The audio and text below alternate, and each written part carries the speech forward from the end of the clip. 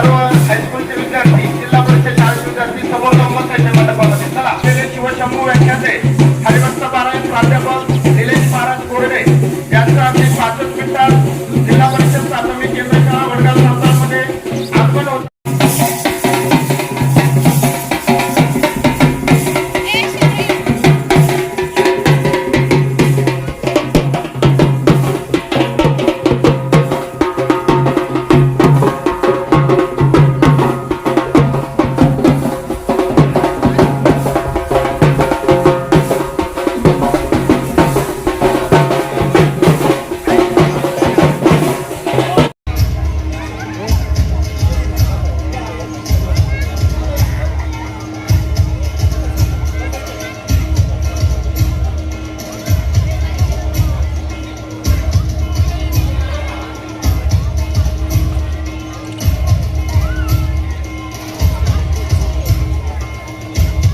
अपेक्षा न ठेवता किंवा मला जर तुम्हाला पाकिट द्यायचं असेल तर मी येणार नाही असा धमकीवाजा आपण आदेश त्या ठिकाणी दिला आणि आपण या ठिकाणी वेळेत उपस्थित झाला. तसं पाहिलं तर महाराज हे नावाजलेले कीर्तनकार पण आहेत आणि व्याख्याते पण आहेत.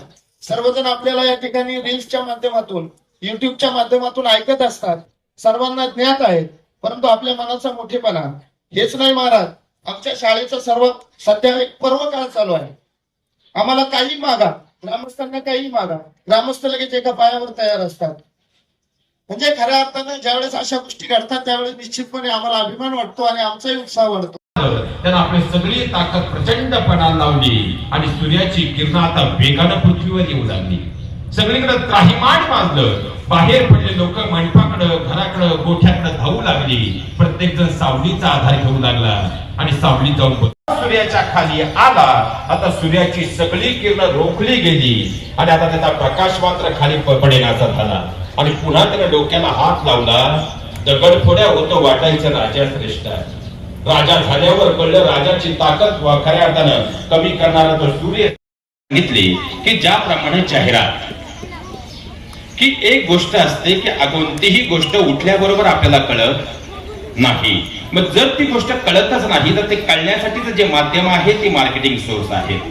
झेडपी शाळेंचं मार्केटिंग आणि इंग्रजी माध्यमांच्या शाळेंचं मार्केटिंग पहिला मुद्दा जावंच लागतं. आता माझा इथं बसलेल्या सगळ्या पालकांना प्रश्न आहे, आपल्या शाळेमध्ये जेवढ्या पॅरेंट मीटिंग झाल्या किती पालक हजर होते? इथं बसलेले असू द्या, प्रत्येक पालक मीटिंगला किती पालक हजर होते त्यांनी बोट वर करा.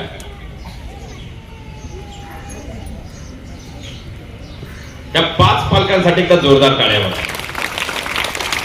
बाकीच्यांना काय झालं? 400 रुपये रोज बुडत होता की खऱ्या अर्थानं आपल्याला मित्रासोबत कुठेतरी जायचं होतं प्रचाराला?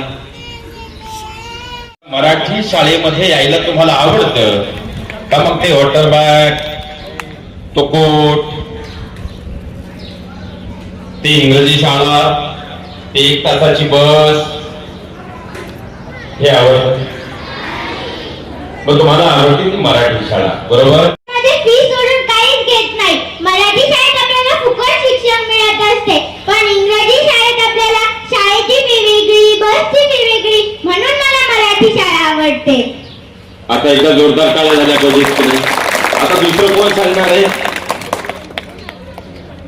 खूप आनंदमय वातावरण असते आणि इंग्रजी शाळेत नुसतं वर्गात बसून राहायचं आणि इकडून तिकडून नुसते शिक्षक येत राहणार. मोकळं वातावरण तिथं कुठेच नसतं. आणि मराठी शाळेत असं मोकळं वातावरण असतं, आपल्याला आपण जे करायचं ते करू शकतो. तिथं आनंदीमय वातावरणात शिकवतात, खेळवतात, खूप आनंदी आणि इथं शिकायला सर्व मुलांना आवडते. आवडती कारण मराठी शाळेत मराठी, इंग्लिश, गणित हे 3ही विषय शिकवतात.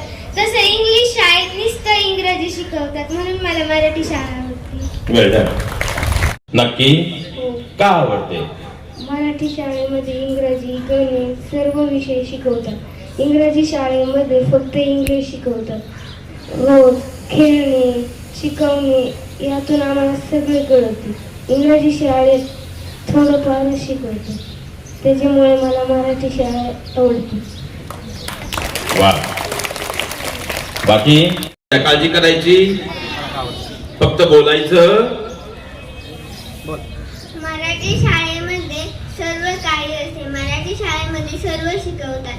खेळाच्या स्पर्धा असल्या खेळ शिकवतात.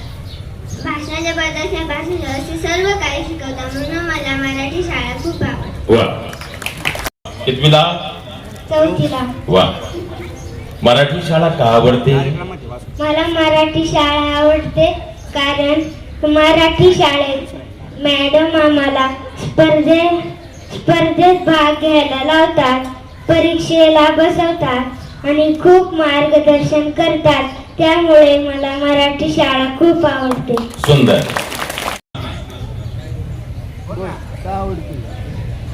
मला मराठी शाळा आवडते कारण इंग्लिश शाळेत इंग्रजी शिकवतात आणि मराठी शाळेत मराठी, इंग्रजी आणि गणित शिकवतात आणि बुद्धिमत्ताही शिकवतात. म्हणून मला मराठी शाळा आवडते. वा. आवडते तिथं पुस्तकं, वह्या, बूट, कपडे मिळतात. मस्त वातावरण असतं. इंग्रजी शाळेत नुसतं इंग्रजी शिकवितात. वा. एकदा जोर ताईंसाठी एकदा जोरदार करावं टाळ्या आपण जाऊ द्या. मराठी शाळेमध्ये जे आई वडील मुलांना शिकू शकत नाही ते शिक्षक शिकवतात. हात धुण्यापासून तर दररोज आंघोळ करण्यापर्यंत सुद्धा शिक्षक मार्गदर्शन करतात व सर्व गोष्टी गोरगरीब मुलांना सहज मिळून जातात तिथे. त्यामुळे मराठी शाळा खूप चांगली. आणि इंग्लिश शाळेमध्ये फक्त इंग्रजी, जी मुलं इंग्रजी शाळेत जातात त्या मुलांना इंग्रजी सोडून काहीच बोलता येत नाही. 100 पर्यंत उजळणी पण म्हणता येत नाही. पण मराठी शाळेमध्ये मुलांना सर्व कला अवगत होतात. यामुळे मला मराठी शाळा खूप आवडते. मराठी शाळा ही आपली. खरं तर मी सर तुमचं प्रथमतः मनापासून आभार व्यक्त करतो. आपण या कार्यक्रमासाठी या खेडेगावात वेळ दिलात. तुमचे प्रवचन, तुमचं मार्गदर्शन तमाम महाराष्ट्राला माहिती आहे. त्याबद्दल आपण जो सुरुवात केली की मराठी शाळा आणि इंग्लिश शाळा कुठलीही असली तरी त्यामधून शिक्षणच दिलं जातं. परंतु मराठी शाळा आणि एस टी महामंडळ हे महाराष्ट्राचं अस्तित्व आहे. ते टिकलं तर आपला समाज, संस्कृती टिकणार आहे आणि ही काळाची गरज आहे. आज आपल्याकडे 50,000 रुपये भरून इंग्लिश शाळेत पाठवतो म्हणजे ती शाळा चांगली, किंवा मराठी शाळेत आपण पैसे न देता फुकट शिक्षण देतो म्हणजे ती शाळा खराब किंवा ती चांगली असं नाही. शाळा ही अस्तित्व जर महाराष्ट्राचं टिकवायचं असेल, मराठी शाळा ही महाराष्ट्राची संस्कृती, अस्तित्व आहे आणि ही टिकलीच पाहिजे. हे माझं वैयक्तिक मत आहे. मी या निमित्ताने ते आपल्यापर्यंत पोहोचू इच्छितो. धन्यवाद. तरी मोबाईल बाजूला ठेवून दे.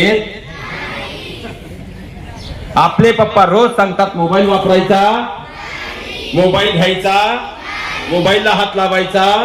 पण संध्याकाळी आपल्याला रात्री जाग आले तरी पप्पा व्हॉट्सअप बंद करत.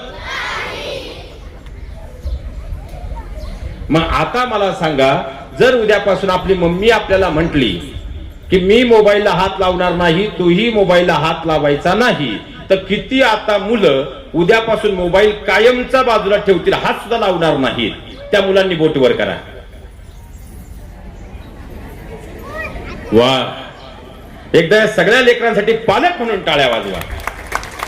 आता बच्चे कंपनी मला सांगा, मग तुम्ही जर मोबाईल वापरताय, बरोबर बरोबर, मोबाईल मध्ये तुम्ही काय पाहताय? इंस्टाग्राम. माझ्याशी खोटं बोलायचं. मग इंस्टाग्राम, मग काय? युट्यूबला काय पाहताय? Shorts video. त्यातून काय मिळालं? फक्त मम्मी पप्पा पाहतायत म्हणून आपण पण.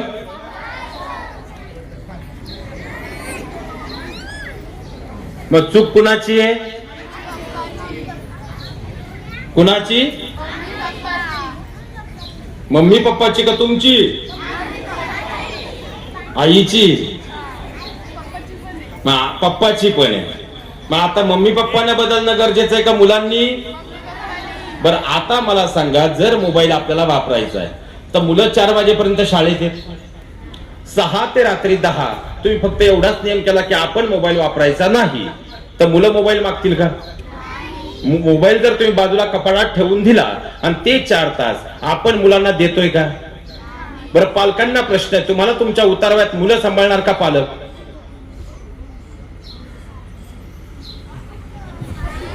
तुम्ही डोकं गोंधळलंय का तुमचं? प्रश्न काय होता माझा? तुमची मुलं सांभाळणार आहात की मोबाईल? जर मुलं सांभाळणार आहे तर मुलांनी तुम्हाला उताराव्यात वेळ द्यावा. आता मला पालक म्हणून तुम्ही सांगा, इथं बसलेले किती पालक असे आहेत का जे रोज संध्याकाळी मोबाईल टीव्ही बंद करून 1 तास मुलाला मांडीवर घेऊन किंवा शेजारी घेऊन रोज बसतात? त्या पालकांनी बोट वर करा. 3 इकडं पालक. मग ज्यांनी उतारवयात आपल्याला वेळ द्यावा त्यांच्यासाठी जर 1 तास रोज आपल्याकडे वेळ नाही तर मुलांनी उतारवयात आपल्याला सांभाळावं ही अपेक्षा ठेवणं चूक की बरोबर? बरं, मला सांगा, रोज आपले मम्मी पप्पा जर आपल्यासोबत 1 तास बसले, जर गप्पा त्यांनी आपल्यासोबत मारल्या, तर मला तुम्हाला प्रश्न विचारायचा, तुम्ही मोबाईल मागाल का? टीव्ही मागाल का? मग तुम्हाला मोबाईल आता हवा की तुम्हाला टीव्ही हवी? मग मोबाईल टीव्ही हवी की पप्पा हवेत? मग पप्पा हवेत की मम्मी हवी? मग दोघं जर हवे आहेत तर दोघं तुम्हाला मिळाले, पण टीव्ही मोबाईलच कधी मिळणार नाही. चालेल का? विचार करा. आयफोन आहे, काय हवंय? मग मला सांगा, जर मम्मी पप्पा म्हणून तुम्ही 1 तास रोज मुलांना वेळ दिला तर मुलं घडणार नाही? मुलं मराठी मीडियमला असू द्या तर इंग्लिश मीडियमला असू द्या, मुलांना पालक म्हणून आपण काय देतोय? आपण फक्त पालक मीटिंगला शिक्षकांना दोष देतो, शिक्षकांवरती बोट ठेवतो.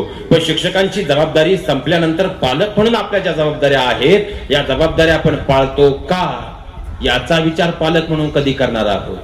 घरात आपल्या भांडणं आहेत आणि